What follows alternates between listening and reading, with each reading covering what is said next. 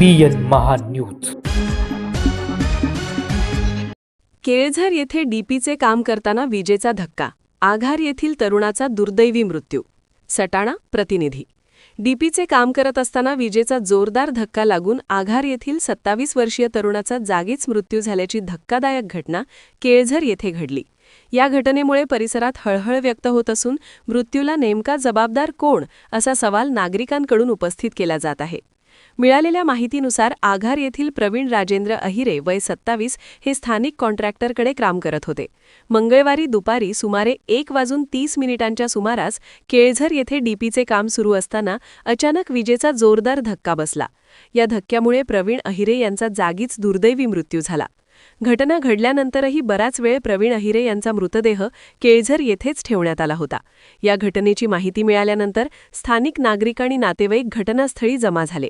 मृत्यूला नेमका जबाबदार कोण? महावितरण, MSEB, टॉवर कंपनी की संबंधित कॉन्ट्रॅक्टर असा प्रश्न उपस्थित करत संताप व्यक्त करण्यात आला. सायंकाळी सुमारे 7 वाजता प्रवीण अहिरे यांचा मृतदेह सटाणा ग्रामीण रुग्णालयात आणण्यात आला. प्रवीण अहिरे यांच्या पश्चात पत्नी, एक लहान मुलगी व कुटुंबीय असा परिवार आहे. घरची परिस्थिती अत्यंत हलाखीची असून तेच कुटुंबाचा आधार होते. त्यांच्या अचानक मृत्यूमुळे कुटुंबावर दुःखाचा डोंगर कोसळला आहे. दरम्यान डीपी व विजेच्या कामांदरम्यान सुरक्षेच्या उपाययोजना योग्य प्रकारे केल्या जात आहेत का असा सवाल पुन्हा एकदा उपस्थित झाला आहे. यापूर्वीही गोळवाड परिसरात अशाच प्रकारची घटना घडून एका तरुणाचा मृत्यू झाला होता. त्यामुळे अशा घटना वारंवार घडत असल्याने नागरिकांमध्ये चिंता व्यक्त होत आहे.